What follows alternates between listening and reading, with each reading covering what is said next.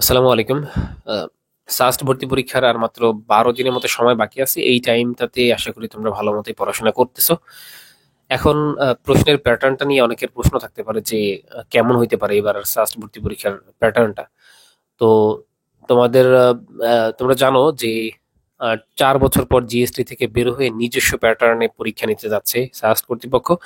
এবং এটা তো সাধারণভাবে বোঝা যায় যে এবার যে প্রশ্ন প্রণয়ন কমিটি থাকবে সাস্টের, স্যাররা স্যাররা মূলত কি চিন্তা করবে যে আমরা এত বছর পর 4 বছর পর আবার নিজস্ব প্যাটার্নে ফিরতেছি, তাহলে আমরা আমরা আগে যেরকম প্যাটার্নে প্রশ্ন করতাম ওই প্যাটার্নে নিব।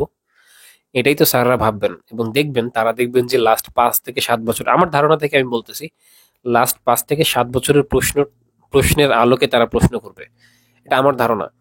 এবং দেখবা যে প্রিভিয়াস যেই কোশ্চেন গুলো আছে ওইখান থেকে কিছু কোশ্চেন কমনও চলে আসতে পারে।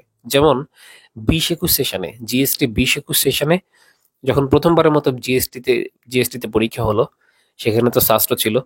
তো সেটাতে শাস্ত্রের 4-5টা প্রশ্ন হুবহু কমন ছিল। শাস্ত্রের প্রিভিয়াস কোশ্চেন জিএসটি 20-21 সেশনে হুবহু কমন ছিল, বিশেষ করে কেমিস্ট্রি দেখবা। তাহলে তোমরা হচ্ছে মিলিয়ে দেখতে পারো। এটা তোমরা যারা অ্যানালাইসিস করছো শাস্ত্রের প্রশ্ন তারা জানো এটা যে কেমন কমন আসছে।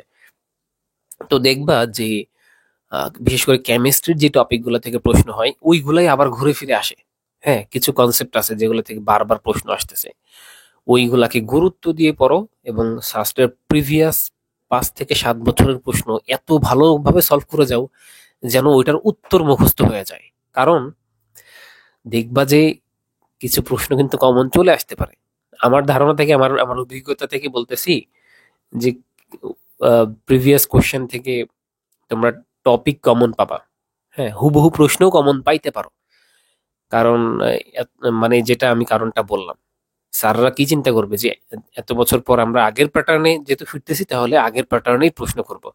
সেই জায়গা থেকে দেখবে যে প্যাটার্ন অনুযায়ী প্রশ্ন অনেক কমন চলে আসতে পারে বিগত বছরের। কিন্তু প্রশ্ন সহজ হবে না, ঠিক আছে? আর প্রশ্ন সহজ হবে না, প্রশ্ন কঠিনই হবে। তোমাকে প্রচুর ব্রেন খাটিয়ে এক্সাম হলে শান্ত থেকে সলভ করে উত্তর বের করতে হবে আর কি। এবং কিছু প্রশ্নের দেখবা যে যদি প্রিভিয়াস কোশ্চেন চলে আসে সেটা সলভই করতে হচ্ছে না, উত্তর যদি তোমার মুখস্থ থাকে। সুতরাং এত ভালোভাবে বুঝে সলভ করো যেন ওইটা এক্সামে আসলে তুমি ডিরেক্ট দাগাই দিতে পারো।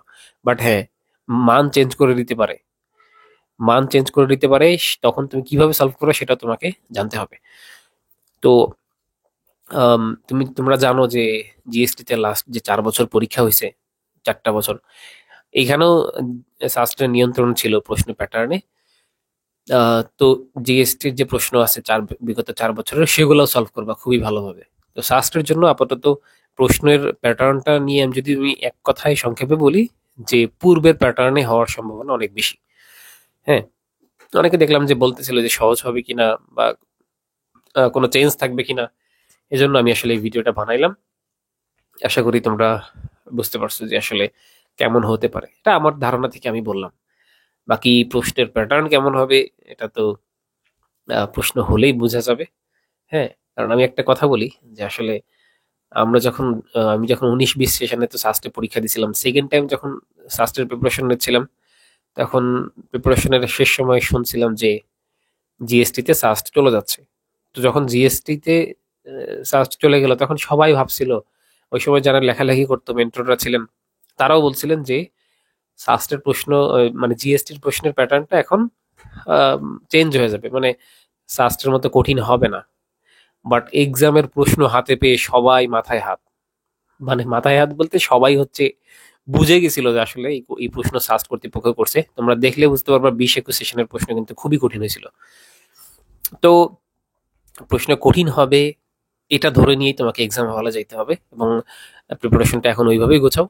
সাস্টের প্রিভিয়াস কোশ্চেন দেখবে কিছু কমন থাকবে। যেমন সাস্টের যে একটা প্রশ্ন, বিন্যাস সমাবেশ থেকে একটা প্রশ্ন আসে সাস্টে। হ্যাঁ, প্রশ্নটা আমার এখন মনে আসতেছে না, সেটা দেখবা। আবার হচ্ছে ফাংশন থেকে কিছু প্রশ্ন আসে। এই প্যাটার্ন গুলো বারবার আসবে, দেখবে এবারও ওই প্যাটার্নের প্রশ্নই আসবে। ফাংশন একটা দিয়ে বলবে যে ডোমেন রেঞ্জ কত। এবং একটা প্রশ্ন আছে আম, বিন্যাস সমাবেশের, যে উত্তর এক হবে এটা। হ্যাঁ, বাট এটা প্রশ্নটা আসলে মনে আসতেছে না। এই প্রশ্নটা 2-3 বার সাস্টে আসছে, মানে একই প্রশ্ন। তো আবার হচ্ছে তুমি দেখো যে দুইটা স্থানাঙ্ক দেওয়া থাকবে, পোলার স্থানাঙ্ক বা হচ্ছে কার্তেশীয় স্থানাঙ্ক বের করতে, পোলার স্থানাঙ্ক বা কার্তেশীয় স্থানাঙ্ক দেওয়া থাকবে। ধরো পোলার স্থানাঙ্কই দিয়ে দিল দুইটা, তারপরে দুইটার দূরত্ব বের করতে বলবে। হ্যাঁ, দুইটা স্থানাঙ্কের দূরত্ব কত, মানে এই টাইপের প্রশ্ন দেখবা যে বারবার আসে। সো এই প্রিভিয়াস কোশ্চেন গুলোকে জোর দিয়ে প্রিপারেশন নিলে তুমি ভালো করতে পারবা। আমার এটাই মনে হচ্ছে যে জাস্ট তার আগের প্যাটার্নের প্রশ্ন করবে। তো সবাই ভালো থাকবে। এই ভিডিওতে এই পর্যন্তই, এবং নেক্সটে হয়তো বা অন্যান্য বিষয়ে আলোচনা হবে। তো তোমরা আশা করি বুঝতে পারছো। আল্লাহ হাফেজ।